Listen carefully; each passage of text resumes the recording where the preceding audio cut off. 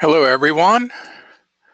I appreciate you all being here, especially since we had canceled the one last week.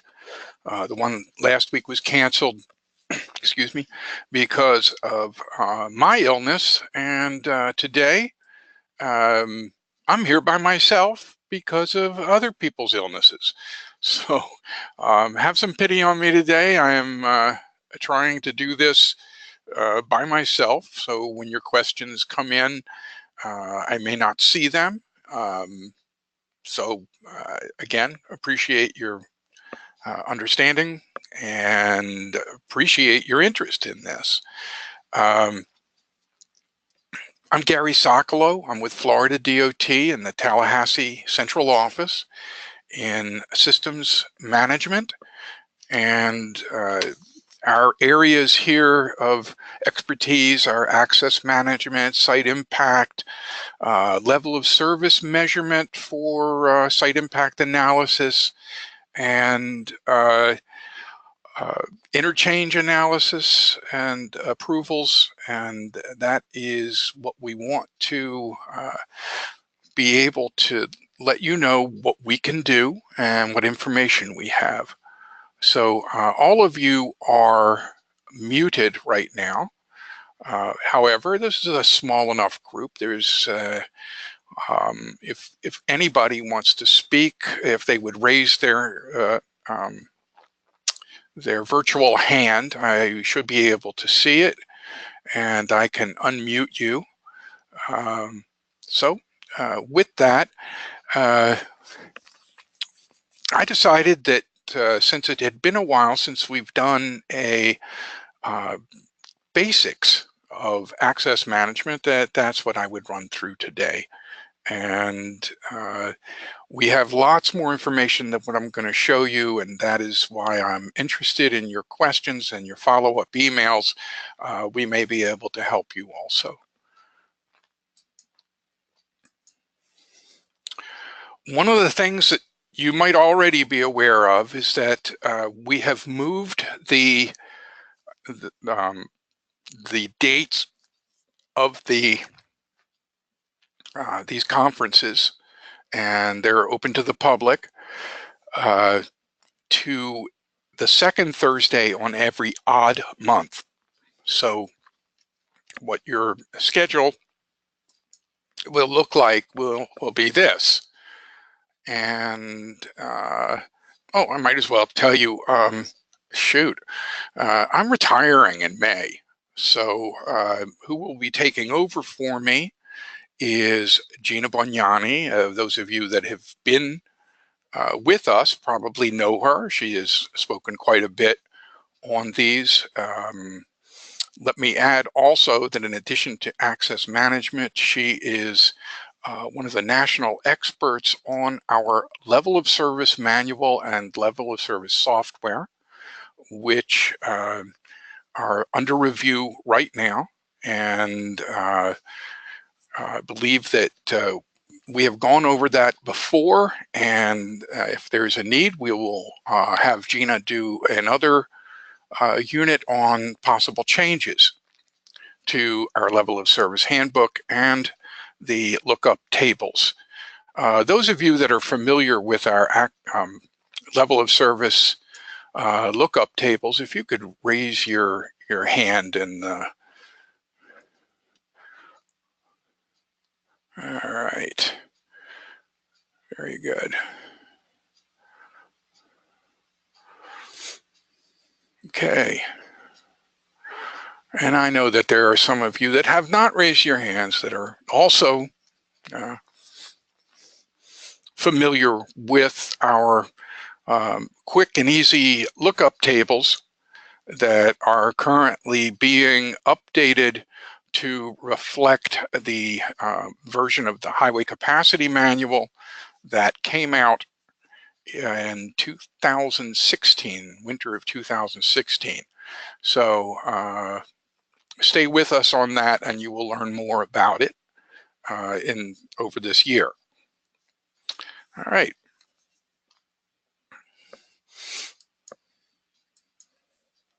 So the fundamentals of access management And occasionally you will see a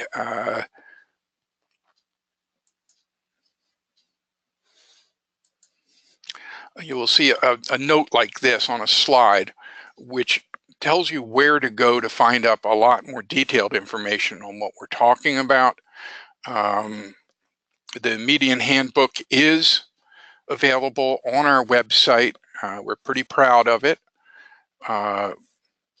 And on the other hand, we are taking our Median Handbook and our driveway information guide, and Gina is going to be combining them into one document that we will call the Access Management Guide.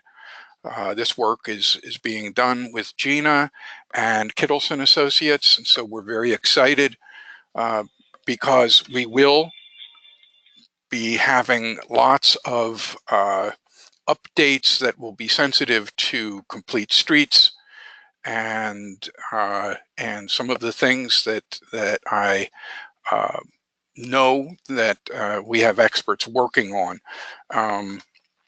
One of the things that will be updated will be something more sensitivity to something called intersection control evaluation, or simply called ICE. It doesn't really say much by itself, but it is the federal highways work to get our old and stodgy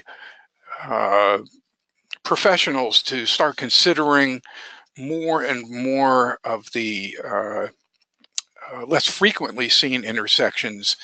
Like now, we've done a good job on the roundabouts. We're doing a lot more, and we're also have built and are designing more of the diverging diamonds.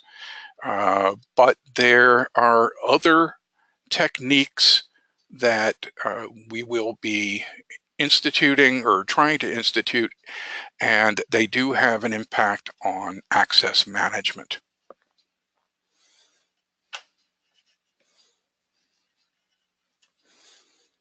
Okay. Early on in my career, the emphasis really was on speeding up automobiles as much as possible, and we are now a lot more sensitized for the fact that, first of all, access management, the proof for the benefits of access management have always been on the safety side rather than the speed and efficiency side. Now, I can tell you the speed and efficiency is a good part of access management, but when it comes to the research, the hard research that's been done, safety has been primary, and we are hoping that our efforts lately will help to greater safety for the pedestrian, as well as the cyclist and the transit rider. So these are the traditional goals of access management compared to our new expanded goals. It's multimodal. For those of you involved in either site planning or in new road planning or road widening plans, access management is so critical, and it really helps define how the rest of the project is going to go. It should be one of the first things that is thought about in any improvement. And as I said earlier, that safety is the primary reason we even do this. And the simple answer for how come safety has been such a benefit that comes from access management is that access management is really conflict management. And, I apologize for those of you that have seen slides like this over and over again, but to bring the point home is that the picture on the left, each of those red dots shows a potential conflict of somebody turning, let's say, left out of the side street. And when a left turn movement is channelized, then the number of potential conflicts is decreased greatly, decreased absolutely, and the crash statistics definitely show that. This is a similar picture that shows the increase in conflict points that comes from ITE's training, and it makes the same point. Now, something that actually went by me for a number of years until someone pointed it out, that left turns out of a side street or driveway are the most dangerous at-grade arterial maneuver on our highways. And there are a number of reasons for that. Is that one of them is that the person turning left has to look in many directions to be able to safely make that maneuver. And you can see those conflict points again. In addition to that, those conflict points are right angle conflicts, and they are the most severe. The reason that they are most severe is that when there is a crash, then the through vehicle hits the left turn vehicle, either on the driver's side or the passenger side. So there are people that are not as well protected as they are from a crash where it's a rear end. And so the number of injuries and deaths due to this is much greater than side swipes and rear ends.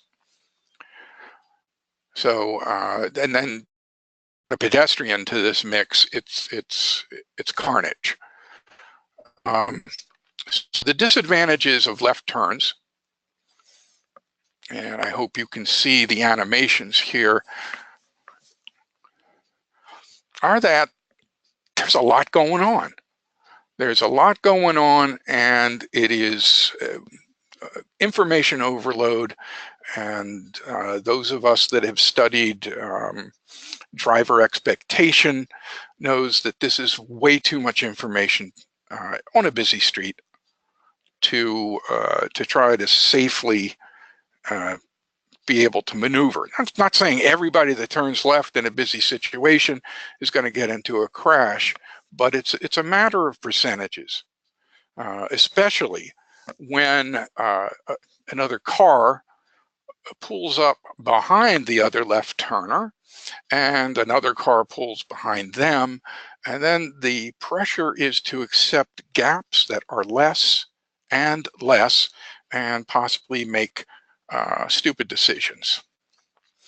So indirect left turns is what we have been encouraging for many years here in Florida. And since the 1980s, we have been doing it. We've been one of the leaders.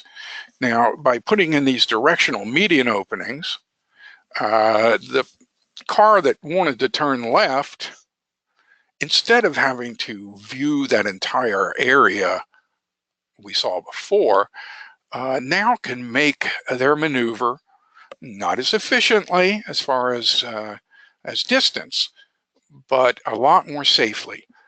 And so it's one look to the left to see if there's traffic coming. And then when there is a sufficient gap, to go and merge and then make another decision to have that U-turn and go ahead. Now, as I said, we have been building these directional median openings for many years. They're not new at Florida DOT, but in my opinion, they are lifesavers. And for those of you involved in road improvements, where there is controversy on taking a left turnout maneuver away from a business that has enjoyed it for many years,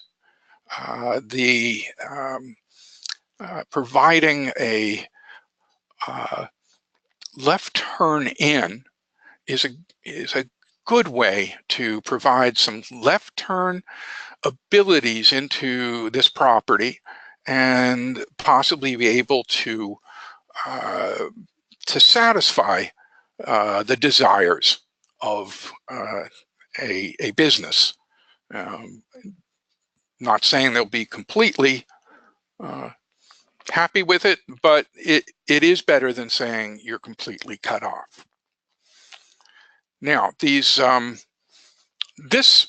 particular directional median opening I originally put in this presentation due to the fact that it was designed in such a way to really discourage wrong way movement. And that's where you get a person who is at the driveway over here and says, to heck with it, I want to make a left, and they go across. Now, this is probably somewhere near a 30-foot wide median, so it does give you the room to build these traffic separators that help discourage it.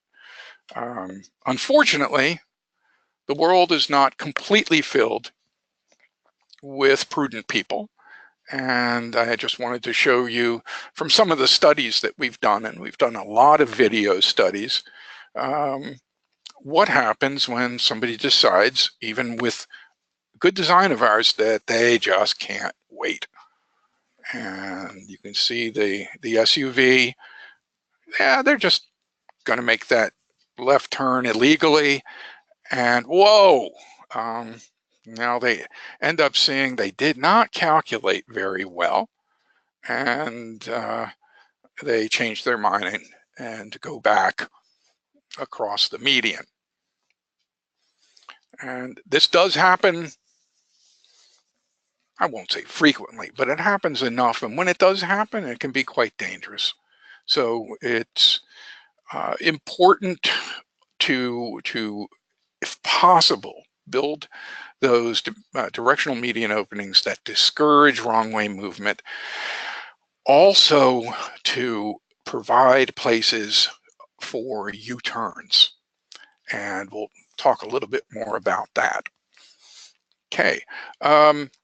This is a picture of a very common scene all over the country, especially in the past, where a gas station would have, this looks like it has 4 driveways into it. And these, thankfully, we're seeing less of. Now, this was an interesting one that, you know, sometimes when you want to know as a professional, where should a driveway go? The best way to start is, where shouldn't they go? And I came across this picture here. Obviously, this is an illegal driveway that was made from a ramp done for at least the ADA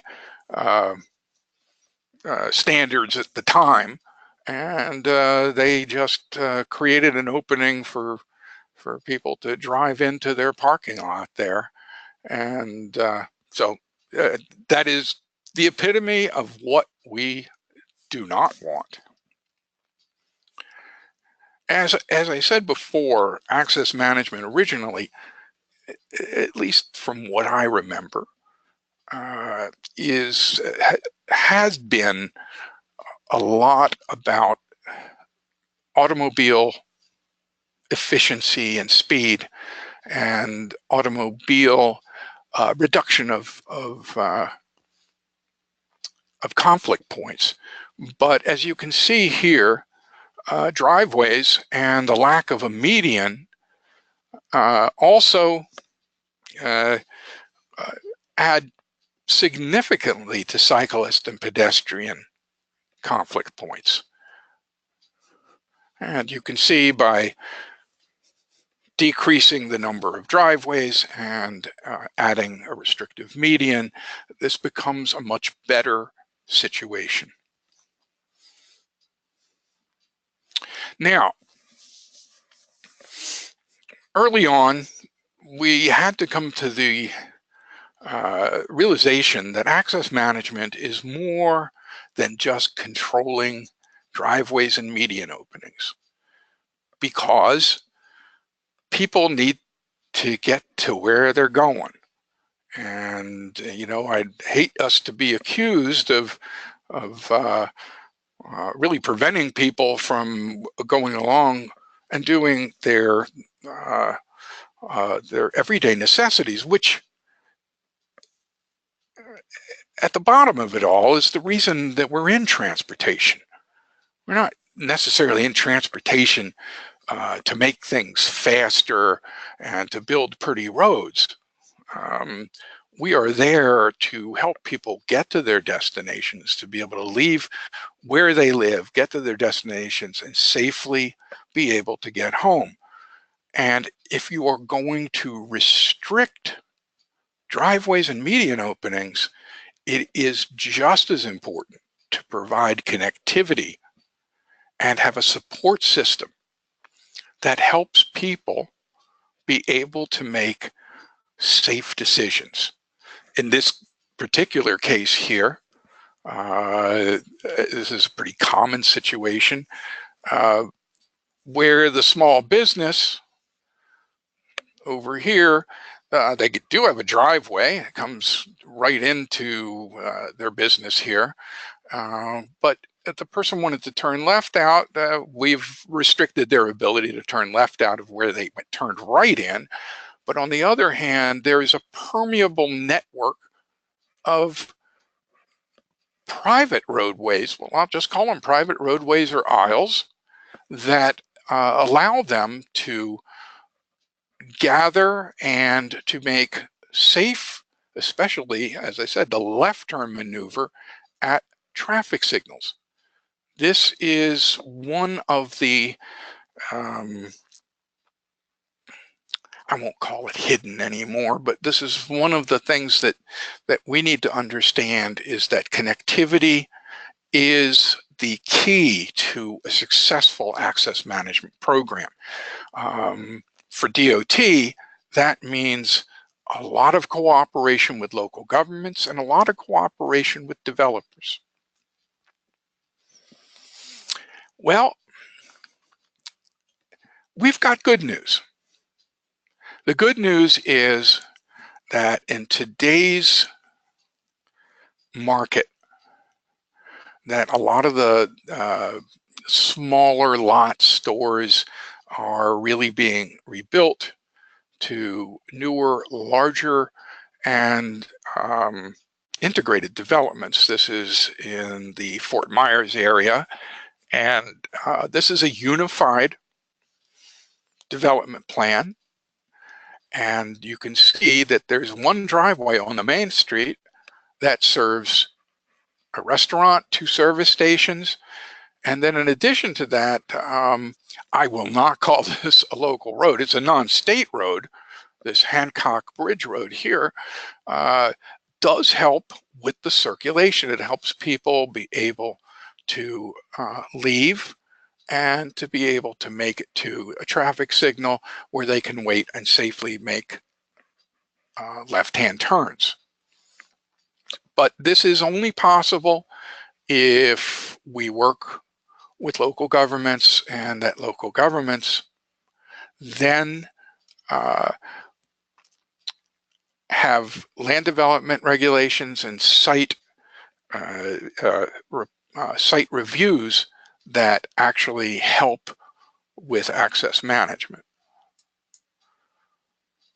And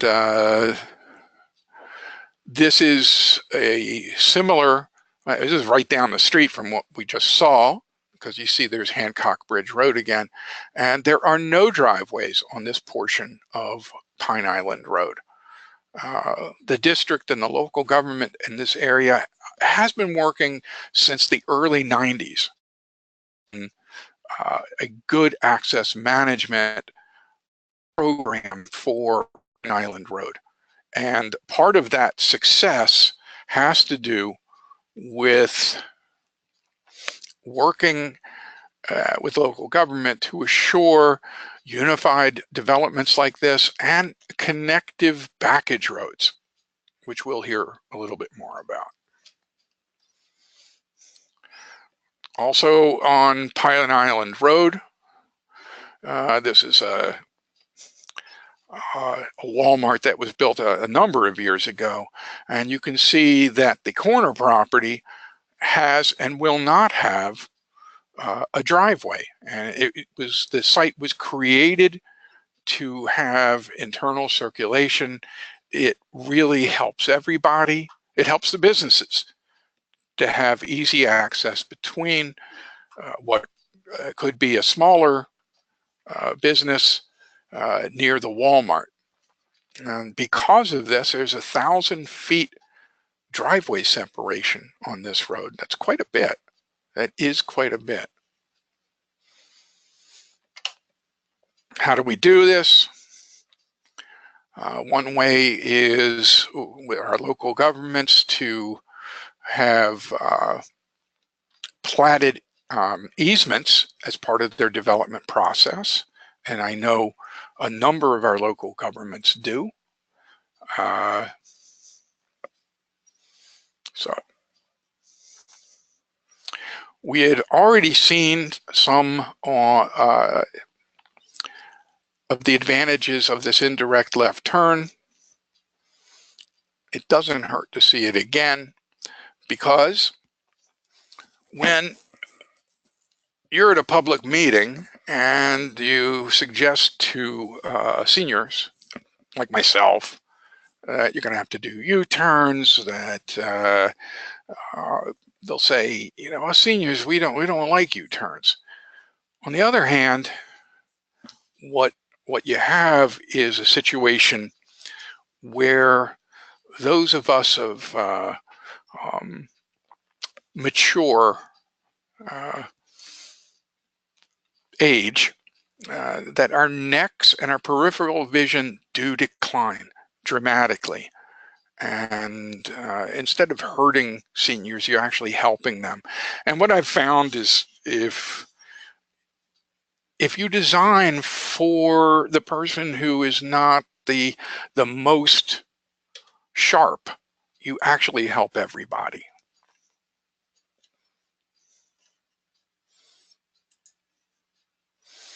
Okay. Now, what I want you to see is that U-turns, they can be scary to people who are not used to them. But we've done the research, and we do know that the studies have shown that generally they are safe and effective. Very interesting study done a while back for us with the University of South Florida and the Center for Urban Transportation Research, looked at the question that has been posed to us ever since we started trying to encourage the indirect left turn through a right turn and U-turn. And that is, aren't you just, that's what I want to do, but you're making me go all this way and merge into traffic, change lanes, make a U-turn, come on. Sorry, I think it's, you just moved the problem. Well, we took a number of corridors in the Tampa area and took over 300 hours of video, and our engineering grad students took a class in something called conflicts analysis. little sidelight here. Conflicts analysis was developed in the 1970s when I was going to school, and really fell out of favor because it took so many people to do it. If you could imagine, there really wasn't video back then. But with the advent of video, with people being able to be trained off of the same videos and being able to watch conflicts um, over and over again to make sure that they've gotten it right,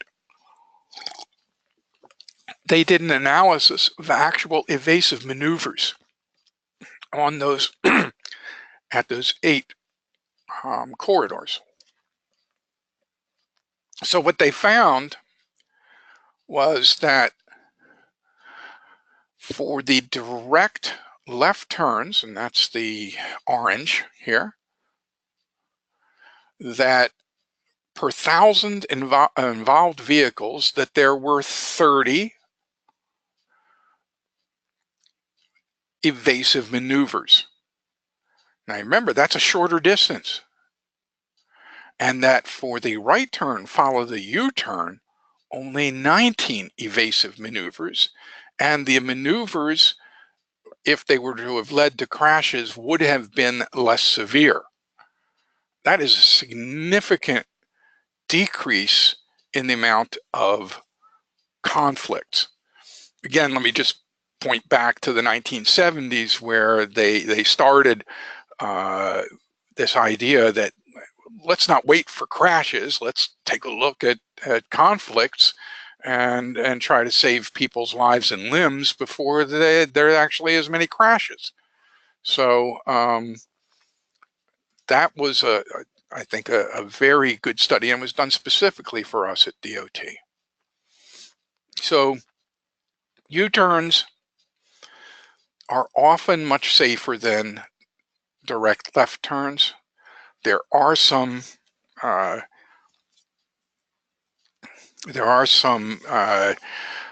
problems where you do not plan for those U-turns. They don't just take care of themselves. Where that U-turn is going to go, especially with 4-lane divided, if there's not space for that U-turn, it could cause some real problems. So what we really try to do is try to provide a good area for people to turn.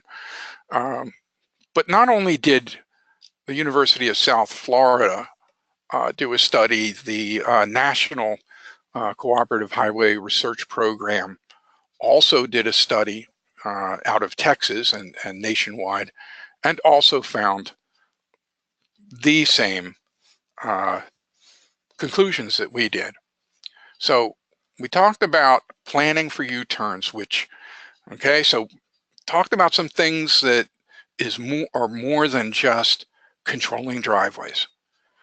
One of them was have a backage road system, have a road for people, have ways for people to make it to safe places to turn left. And then the other thing is really plan for those U-turns. This was done a number of years ago north of Ocala. It used to be a high-speed rural 2-lane road.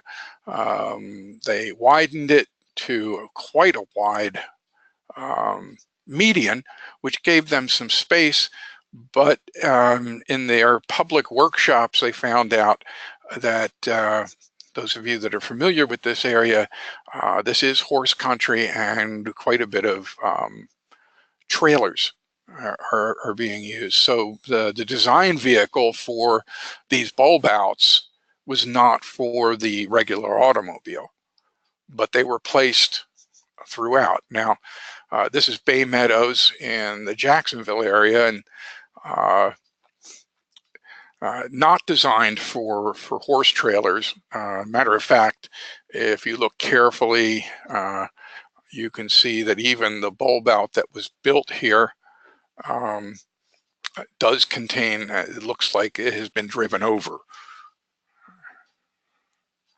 And My sons went to school near here in Sarasota, and I became enamored with a couple of these U-turn locations that were built where you can actually pick up a newspaper. Now, they have been taken out. They just were not standard, and I think they have offended some of the designers who were upgrading that road. But I'm glad I got a picture of them while they were there. In other parts of the country, these bulb outs are called loons. And so a big question is, what is good access? A lot of it depends on location and the business. Back in the early 20th century, that corner property for the gas station was the epitome of good access for that service station. Now, this is Live Oak, Florida, back in the probably 30s, 40s maybe. But this sort of thing doesn't work today. Our traffic patterns have changed, business has changed. So what you find as you go around your city are plenty of what I call abandoned corner lots that are having problems getting filled with people who will lease them, because instead of being great accessibility, since they're isolated, it's horrible accessibility. Person going into this now abandoned tobacco outlet, they come in, and this is an exclusive right turn lane. If they wanted to continue going straight, the only success they'll have doing it without getting Good Samaritans involved would be during those times where there's very little traffic. And on this road, there's usually a lot of traffic. They don't have to be abandoned, but they are used for sites that are not really up to the standards of modern development. This is something that we used to see a lot, these wide, undefined driveways.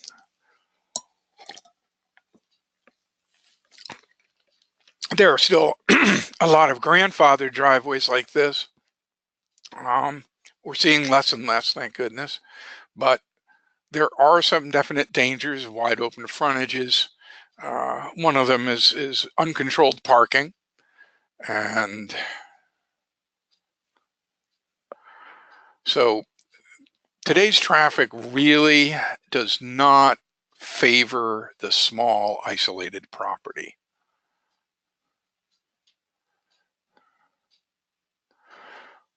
Okay, a question that has been asked us for a long time: can we deny access? Can we deny a driveway? I'm going to change that. And the answer is usually not. But this is an older example in the Lake City area, where a McDonald's was on a tiny, tiny lot, and but surrounded by good, surrounded by a public road system, as you can see here. And you can see the truck is coming out of a public road. So this is like a 150 feet by a 90-foot lot, and they wanted an extra driveway right there. And not only would have that impacted the amount of parking that they could get, it also is unnecessary. The McDonald's though this picture was taken many years ago, the McDonald's, I checked, is still there. So site layout is very important in access management, and it is something that should be considered early on, like I pointed out in an earlier slide. Quite simply, those queues that develop at your corner, they will fill up. And so your accessibility is driven down by the closeness of that driveway to the traffic signal. You would do better to have other options for your customers to get in and out. So I had talked earlier about the disadvantages of bad access management to the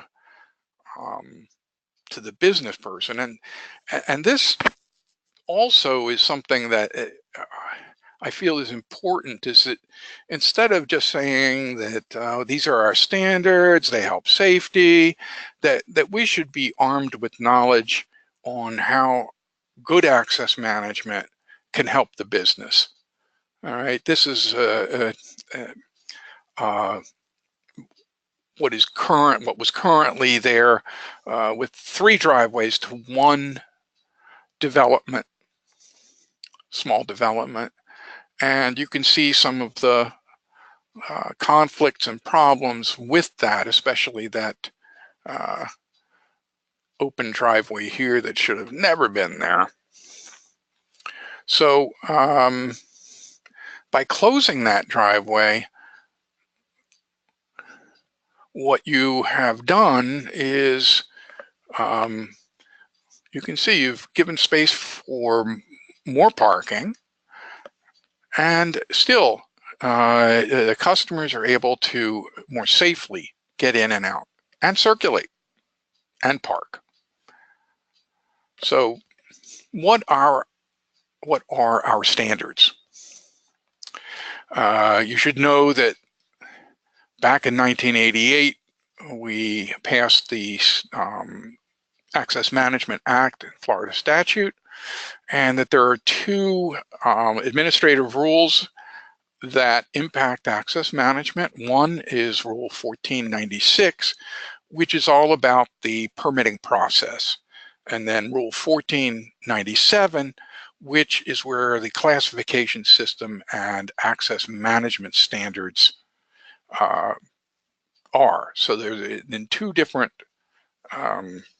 administrative rules that have been updated and will continue to be updated as needed. Our classes roughly follow the functional hierarchy of roadways, where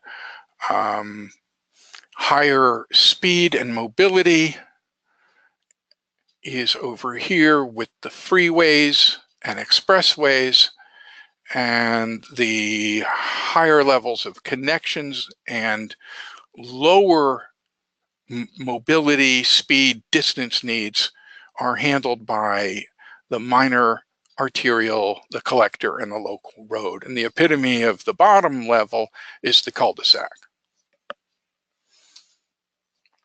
So if you go to 1497, you will see our access class system going from the most strict, Class 2, to the least strict, Class 7. Now, there's no Class 1 on here because Class 1 are all the freeways. And that's access management freeways is handled, of course, through the interchange approval process, which is totally out of the realm of actually our rules and is part of our federal and our work with the federal government, as well as our traffic operations, and usually our other engineering divisions, because there is no right of access on freeways. So if we build a new interchange, it has to be proven that it is for the good of the community and the good of the traveling public, and not just for a particular landowner. Now, for each of the classes, there's some guidance on the kind of medians, the direction, the distances between different kinds of median openings. We talked about the directional median opening, but the full median opening is the one that allows all movements, and then connection spacing also. Now, I'm going to go back here to do an example for Class 3 highway, and all of these are classified in our system. It would be a half mile, 2,640 feet, between full movement median openings. And the standard here is a quarter mile, 1,320, between directional median openings, and 660 feet if it is more than 55 miles an hour in speed limit. And if it's 45 or less, it's 440 feet. So we have one of these. We have these for every one of the classifications. And to simplify things a bit, you can see that there's some similarities here. And the only difference is some of these have restrictive medians and some don't. So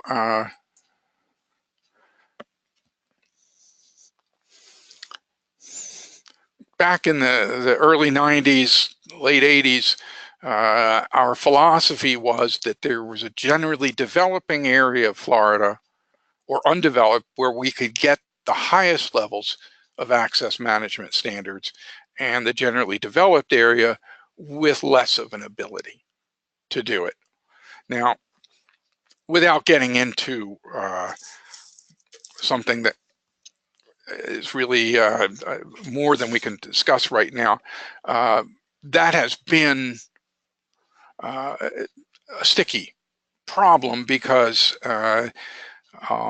those of you that are familiar with the concept of complete streets know that the idea of context zones is very important, and there are a lot more than 2 context zones in our complete streets portion of our new Florida design manual. And so a lot of this will need to be rethought as it relates to our context zones. This is pretty simplistic, but on the other hand, I believe that FDOT has been quite flexible in making the right decision, especially in the last number of years, as we've become more sensitized to things like complete streets, context-sensitive design, and the fact that traffic signals and median openings, especially traffic signals that are really spaced far apart, are not good for the pedestrian. So the most common is our classification 5. The way it's measured is a bit weird. It's measured from edge to edge rather than center to center. The median opening spacing is measured from center to center. And directional median opening is measured from the closest full median opening or signal to the center of the pair of directional median openings. Now, you may ask, especially if you've designed these, what happens if it's not a simple pair like this?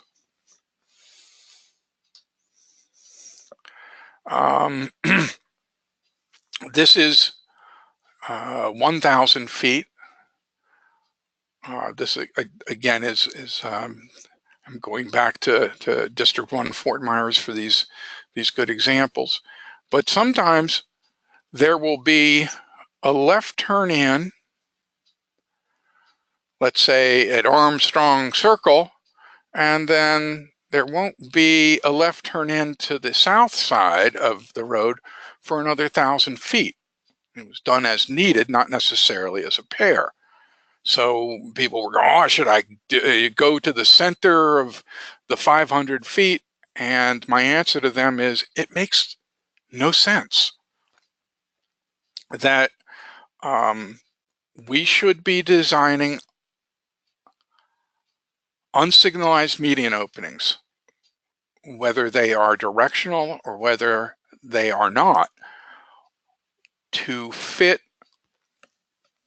the desired movements out there. That it's actually, this distance here, in my opinion, is not as important as the queuing and deceleration that's necessary for the people turning into Armstrong Circle. And if it requires a longer turn lane, then that is the most important thing, not necessarily to go down here and go to the middle of some solid block of median. Which is really one of the reasons we created the Median Handbook, which gives a lot of guidance on things like queuing, deceleration, and the amount of distance needed to make an intersection signalized or unsignalized work properly. So, does everybody get a driveway? Well, that's probably not a fair question. Everybody is supposed to get reasonable access, okay? And it turns out that most people do get driveways. On the other hand, it is important to note that we can limit the number of turns, and that comes right out of statute, that the turns are not part of that access. So lefts are not a right, something to remember. And we had a law case a while back that I see here that didn't do such a hot job on the editing of this slide, but a number of years ago here in Tallahassee on Thomasville Road, there was a gas station called Capitol Plaza. And when Thomasville Road was widened many, many years ago, this gas station had the ability for people to turn left from going north on Thomasville Road. And with the median, they only had the ability to go to Glenview and then go in. Today, I don't think there would be as much of an argument, but they did take us to court, and the department did come out on top of this one. And this is one of our strongest cases in our favor. This is what it looks like more today. There's Capitol Plaza is now a sub shop, but you can see, this was not radical what they did. They built, the median here, and so people couldn't turn left into there, but they did leave an opening in the turn lane, which is something today we would not do. for the capital, for the major shopping center here. I think today, I know today we would have closed this because these people do have signalized movement to turn left, and just wanted to show you because this is such an important case for us. This is a close-up today of it, and again, you can see people can turn left in and out of that shopping center. So unified development plans are the way to go as much as possible, and to work with local governments and developers to get that. We've seen this before already. This is just some better shots of that McDonald's.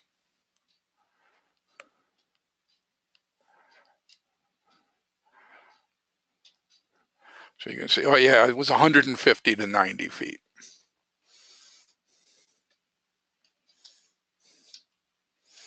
And you've already seen that. Okay, some considerations here. Driveways on right turn lanes. We got a request in Orlando to put a driveway in this right turn lane for this business here. They were denied because the big picture shows there was plenty of ability for their customers to get in and out. We did a study using video of a number of locations in Southwest Florida on the operations of driveways on exclusive right turn lanes. And after examining all the hundreds of hours of video, it became apparent that instead of having a full driveway on a right turn lane, if it is something that is considered necessary, it should be a right-in only.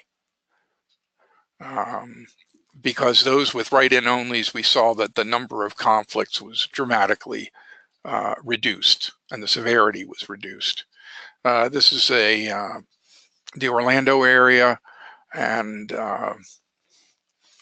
this is a Wawa, and again, a unified development. This is the right turn lane, and it is a right-in only here. Now, the reason it works is because it is a unified development plan. So Florida DOT working with Orange County, I believe here, produced this unified plan that gives all these customers easy accessibility to turn left out once they're in. Oh, going backwards, yeah.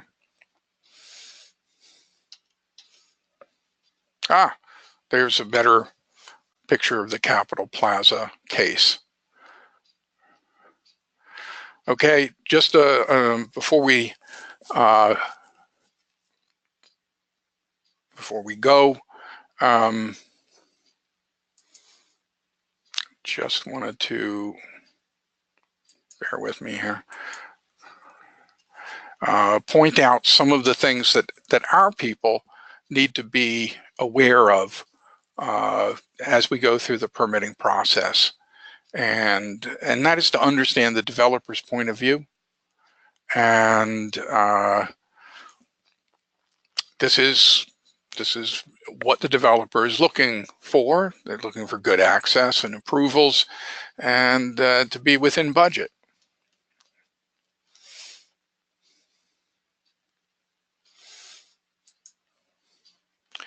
Even the Urban Land Institute, which is the private nonprofit, which is the guide for many developers, agrees that access management is extremely important to the success of their development. being aware that the developers have some leverage, and you've seen these before. Their ability to speak to elected policymakers, the fact that they're producing jobs, and they will be creating tax revenue. The other thing that I believe government people need to be more aware of is that how much that time is money for these developers. Once again, to be able to look at the process and to look at good, solid access management decisions and agreements as early on as possible. Because if later in the process that there is a change in internal circulation and driveways, it is a lot more expensive to change those plans. Again, we have tried to help instill in our people that we're not managing access just because it seems like a good idea. We're doing it in such a way that it benefits everybody, and that it will definitely benefit the developer also. Now, with that, I'm looking here at the questions, and I apologize since I'm doing this alone. I wasn't able to see things as they came in. Right. I got one observation that photo situation came to mind where Chick-fil-A, that the access from the driveway for the steakhouse next to it and Office Depot, should they check? We should check it out at the same time. Back up for the entrance to Chick-fil-A extends into the northbound. Okay, all I can tell you right now is that you mentioned Chick-fil-A, and backup is almost like their middle name. And I don't know much more than we can do with existing sites, because I looked into what Chick-fil-A is doing. They have queuing down to a science. I'm serious. Those of you that are Chick-fil-A lovers know that sometimes they do have people taking orders, not from the windows, but from people, Chick-fil-A employees that are out there, being able to handle more than one car in a queue at a time. Hopefully Chick-fil-A is looking for larger sites, but and I don't know this particular one, John, whether they are using the most up-to-date queuing science to get to serve as many people as possible.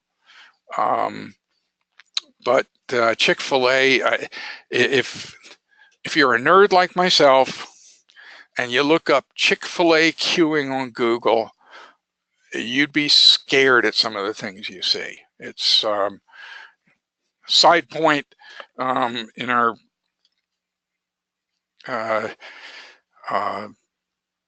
research on trip generation, and we're now going to start looking more at queue generation in the future. Should we do some strictly for Chick-fil-A, and if they come in for an application, do we have the right to go, oh, sorry, you're a Chick-fil-A, I'm going to demand more from you than I do from McDonald's? You know, these are unanswered questions right now. So with that, Debbie says on Capitol Plaza, there's enough room to extend the northbound left at the signal. This creates more green time for the side road movement, so sometimes another access is okay. I got to agree with you. You know that the restricting access, restricting the number of driveways blindly is not always the best answer. You know, it depends on the site. It depends on the traffic movement.